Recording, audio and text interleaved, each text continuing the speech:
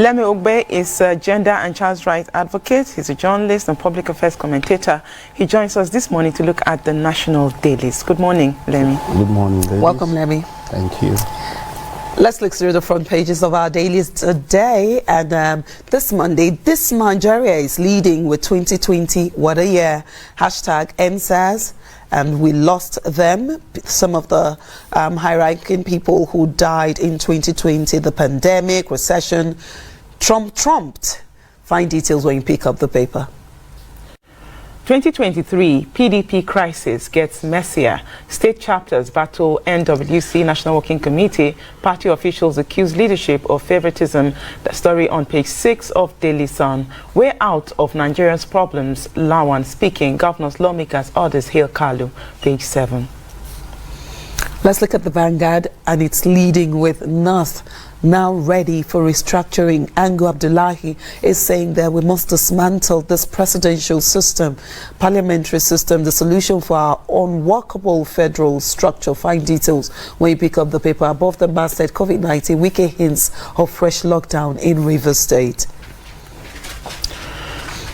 Cement price crisis deepens in states. Abuja, a couple of riders there. It's a front page story, concludes on page 2 of the Guardian newspaper.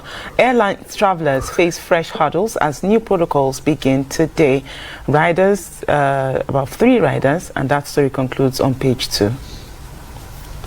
Let's look at the Nigerian Tribune now. Kuka's verdict on Buhari gets more support. Kuka spoke truth to power. Adebanjo is saying a Nigeria not near a failed state. APC insists on page 5 is where you find the details. And above the masthead of the paper, Nigerians groan as pandemic brings economy to its knees. Recession deepens, Naira falters, inflation soars. Page 13 and 14 is where you find all the details. A second wave. Avoid traveling to stay safe.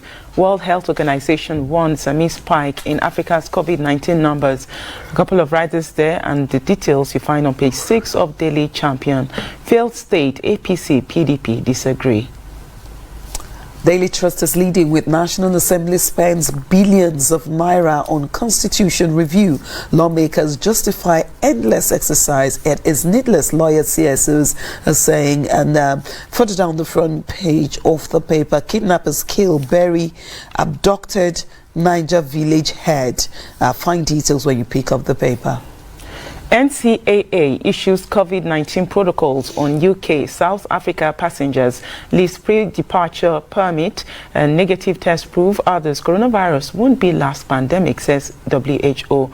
Page 3 of People's Daily. Abducted Kaduna Pentecostal Fellowship chair, wife regained freedom. Page 2. The Authority newspaper is leading with insecurity, nepotism, rights activists slam federal government lie. Muhammad Buhari institutionalizing nepotism. Chidoka is saying BMO counters, says Kuka's sermon filled with hate. And above the masthead, a couple of papers there. However, we look at the only a united force can guarantee Igbo presidency. Moghalu is saying on page 22 of the paper. You find a cluster of stories on the front page of the Blueprint newspaper. Major headline is investigation. Nigerian judges worst paid in the Commonwealth. A couple of riders there. The details on page 6. Sam Inda Isaiah goes home today. Page 8. This day newspaper is leading with hundreds flee Borno villages as troops battle ISWAP 4 hours and terrorists burn worship centers, loot 4 communities. Above the masthead of the paper, Nigeria loses 22.2 billion naira to gas. Others are constraints in power sector. NEC explains failure of FG's eligible customers policy. New Telegraph, PDP, APC at loggerheads over state of the nation. Opposition, Nigeria failing on autopilot with Buhari. Governing party were nowhere near a failed state. Check page 3 of the New Telegraph. And federal government will sanction airlines over passengers. Let's look at Business AM, and it leads with Zenith Bank.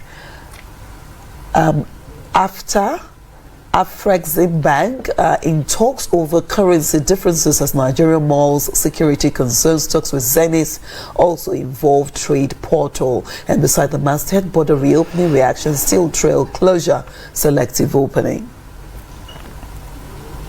All right, I guess would have to allow Lemmy to weigh in on some of the stories on the front pages of the papers this morning. Story on 2023, the pandemic, cement price, the presidency responding to Kuka's statement, and the National Assembly allegedly spending billions on constitution review, and endless exercise. Your quick impression of these headlines, and of course issue of security, bandits being killed, and attack on communities in Borno. Okay, the insecurity, it's a recurring decimal in our national life now, so it's no surprise, and we know that in December, usually towards Christmas, it's been a tradition out there in the northeast that you would find that villages around Borno are always attacked, and for almost 24 hours the bandits take over the territory, and it's really worrisome, but that's becoming a recurring decimal in our national lives. But I like to actually look at Blueprint and the investigation it conducted on Nigerian judges was paid in the Commonwealth. The police and the judiciary are two sets of people that need to be well paid if we must get things right in our country. You cannot, for instance, arm the policeman, and in his poverty you ask him to guide all other persons. That is one. The Nigerian judge too needs to be well taken care of. So think that we claim to be the giants of Africa. We claim to be, of course, at some point the best #1 economy in Africa, of course, which a lot of us smiled about when we found some of the trickery in getting ourselves to that point. But how can we as a nation actually have our judges as the worst paid in the Commonwealth? It's worrisome, and I agree with Akinseye Judge, SAN, that's really the treatment is bad, that people who have the power of life and death in their hands, the repository of life and death, you now put them in a position where they are so badly paid, and the remuneration and incentives are so bad that it's easy to get them compromised. It doesn't mean that even with all the money you won't find the bad eggs, but we need to do better in terms of at least, so that we know that we have taken away our own moral burden, and the burden is totally on the Nigerian judge or the Nigerian policeman. So that is a major concern, and I think as a people we need to continually look at it, especially if you see the kind of workload that judges really have to contend with. And remember, they still write in longhand. It's so much of a 16th century practice of the judicial system in our country today. So I think that's a major worry for me. And all right, let's talk about the back and forth about Nigeria, a failed state. APC, Nigeria is not close to being a state, a failed state.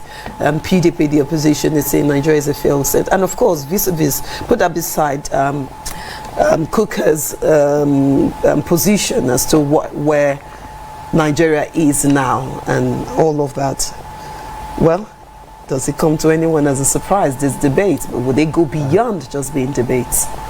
you see, politicians will always be politicians, and the politicians who are on the dining table feasting now, they say it's bad table manners when you are eating that you talk. So when it favors you, when a system is paying you off, the chances are that you will not see anything wrong with the system, and it's typical of the Nigerian politician. But you and I, even a boy in primary school now, knows how bad things are with our system, with our states. There's no day that passes by that you do not hear of insecurity. And perhaps we've even vested so much attention in the Northeast. All over Nigeria, there's so much insecurity. And when people like Father Matthew Hassan Kukah speak, I think rather than go playing the defensive game, you need to just listen and pick the points. If you don't like his face or his voice, ignore the messenger, focus on the message. Nigeria is going through monumental challenges that neither you nor I ever envisaged. As a matter of fact, it's a notorious fact actually that in 2015, Nigerians had been so tired of the spate of insecurity, particularly under the President Goodluck Ebele Jonathan's administration, that almost everybody was jumping for joy and feeling that a general in the mode of General Muhammadu Buhari was going to come in, especially when we go by what he achieved with the full compliments of late Tunde Diagbo of blessed memory. People felt that, okay, if we get nothing right, we will at least get security right. But you and I know today that whether the politicians want to play politics or not, for us, we have a responsibility to play humanity. We have a responsibility to be fair and honest in our assessment. Insecurity has deepened so much under this regime, and we need to face it, and we need to commend Father Matthew Hassan Kukah, because where people have the courage to speak truth to power, you must commend them. There are so many of us Nigerians today who are so concerned about being victimized that we do not speak up. And remember that Father Kukah is also not even in a territory where he operates from that is so safe. But if he keeps quiet, he would still be able to feed and take care of whatever his bills are. But because he has put humanity first, he has put the average Nigerian first, he has to speak to government, and government will do right by its people and by good conscience to listen and pick the areas that are at least very strong, that you do not need extra evidence before you would know that yes, a point has been made.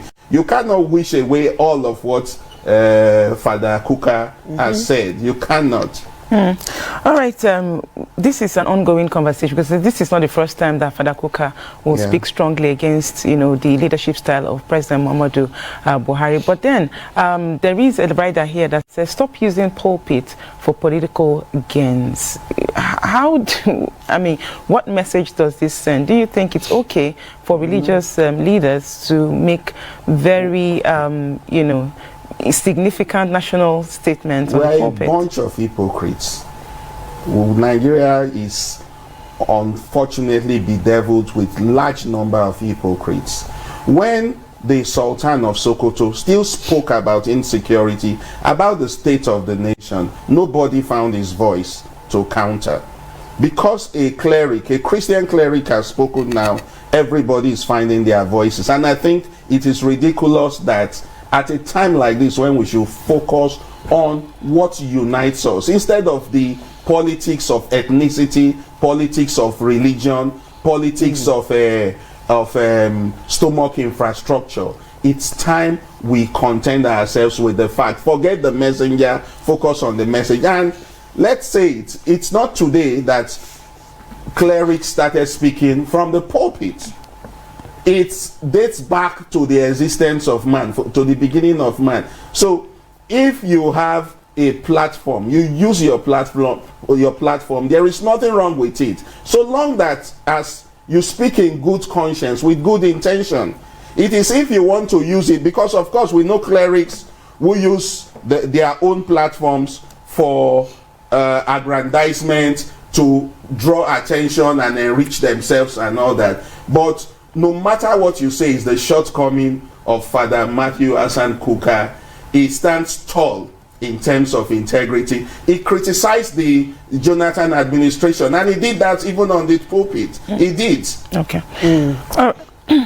I was actually going to say Father Kukah has an antecedent. You know who he is. You know when he's speaking and why he's speaking what he needs to speak. If Father Kukah is speaking and people are listening, it's the voice of a lot of Nigerians who do not have the voice to speak that people will hear. But here's Father Kukah speaking. So again, back to how politicians respond, to issues that are raised even from very good intentions. And talking about how politicians respond, let's talk about COVID-19 and the second wave. We're moving from where our daily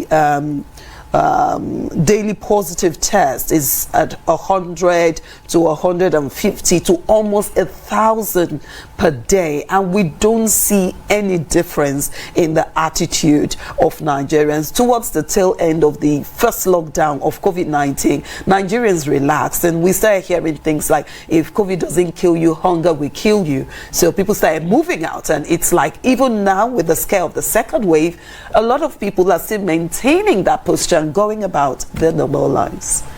Yes, two things here. When you talk about COVID-19 pandemic in Nigeria, we talk about the pandemic and the scandemic. Now, the scandemic is a reason why lots of Nigerians are skeptical and do not buy into all of the sermon on the mount that this government through NCDC and some of its agencies have mounted. Because at the time you had the first lockdown, there's been no accountability at all whatsoever regarding even the palliatives. And because there's been no accountability, people just believe. Generally, if you go on the streets and do a vox pop, you'll discover that most Nigerians believe that the COVID-19 brouhaha in Nigeria was basically heightened for political office holders and managers of the COVID issues to make money. However, let me make it clear that there is coronavirus pandemic in Nigeria. It is even increasingly so now. But we need to trace, and the reason I laid the background is to trace why Nigerians now have apathy. Nigerians go about their normal duty as if all is well because of how it was mismanaged. And like I said last week, if you discover too that after the lockdown was lifted, the first lockdown, you would find that I said last week that it has taken over a month, about 2 months. I've not received a single message from NCDC, but I received one last week or thereabout. I've not received any again now. National Orientation Agency, how empowered is it to also do some of the advocacies, interventions that we see? So as a people and as a government on both sides, government has mismanaged the goodwill of the people, the public trust, and so people do not trust it. And people are saying, well, if I perish, I perish, because we are hungry. There's so much hunger in the land. And you remember at the beginning of the first lockdown, they talked about, apart from this scandemic and pandemic, we talked about hunger vids 2020, because lots of people are hungry, and increasingly so now, even between the first lockdown or the first wave and what we call the second wave. There's been so much mismanagement. I don't know how we can reawaken the people. There's a lot of work that needs to be done in that regard. The president has extended the mandate of the Presidential Task Force on COVID-19 to March next year. How do you think they can actually regain that integrity such that Nigerians will begin to key into some of the guidelines? Because at the end of the day, it is actually the safety of Nigerians. Individuals should be responsible for their own safety, but then the government needs to, take the lead. You see, honesty, there's something that resonates with everybody. Openness, transparency, honesty. It resonates. So when people see that you are doing the right thing and you are being transparent, you begin to win public trust again. Then you don't need to be selective. I say this with all sense of responsibility. I drove into Transcorp over the weekend, and I saw the number of children and adults in the place. They say wear your mask. It's not enough. So rowdy, so crowded, like a typical market. Then you tell me that your mask is enough to prevent it, but you go to smaller business premises and you shut them down. Then you allow a hotel like Transcorp to operate like that. So this is the double standard too that worries us, that also breaches the people's public trust. And it's difficult when you have two sets of people, the same people but different rules. The novel rich will be protected to do that they wish to do, while the ordinary man is shut down from even attempting to do it. So until we are transparent, we are honest, and we are driven by the milk of human kindness, equity and fairness, it will be difficult to win it. The situation where government just thinks that every criticism you make, it is because you do not like them. If men be good, government cannot be bad. If we are all honest in our various corners, you and I, for God's sake, I was talking to some people about it, and that I know personal people who have died in recent times over this pandemic. And you won't believe that they were turning me to, I don't know what you will call it. It was becoming a debating society. The person wanted me to bring certificate of people who had died. Isn't it curious though, and perhaps one of the reasons why people actually doubt, this second wave of coronavirus, that, people, everyone who has died, prominent and non-prominent, have died of COVID-19. And people are asking, is it that people no longer die of other ailments than just COVID-19? Well, this is the wave now, unfortunately. Again, it still boils down to openness, transparency, accountability, and how we manage information and manage the people's perception. Lots of people, yes, are dying of that, but there are other ailments. When will it come to fall? The concentration is on this right now. And remember, the way COVID-19 works too, from all that we have read and listened to and all that, it comes like normal pneumonia with malaria and all that.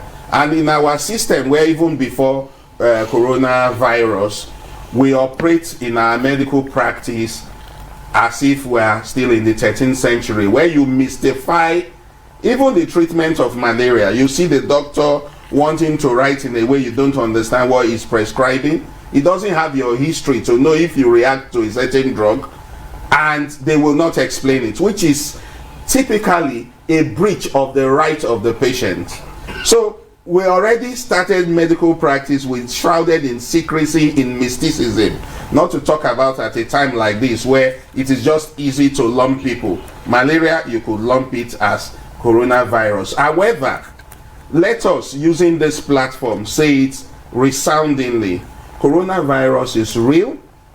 Do not wait until your loved one gets infected before you believe it. Let's look at the numbers. Sorry, Sinami. Let's look at the numbers now. 84,414 cases of COVID-19 have been confirmed.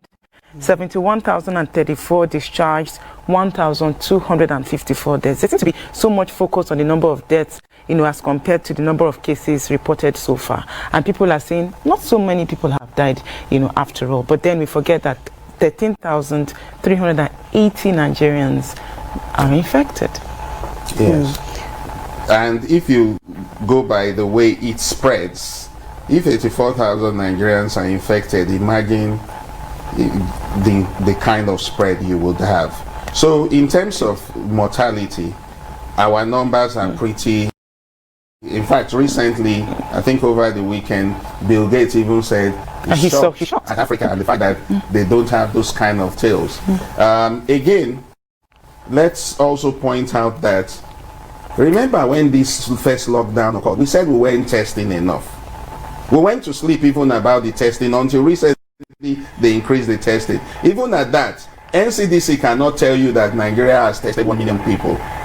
They are not even transparent in the figures so that we know how many thousands, hundreds of thousands have you tested that you now have 84,000, how many thousand infected 13,380. So we need to be transparent in the entire management of information when it comes to this. Let me, of course, we're unable to touch all of the issues, but of course the issues are, strong enough to attract anyone to the newsstand today. I'm surprised Saudi Arabia bans underage marriage. Lemi, we must go now. Lemi Wube is a gender and child rights advocate. Hence the last line that he tried to put in. He's also a public affairs analyst and a journalist. Thank you so much, Lemi. Thank you, Lemi, for being here.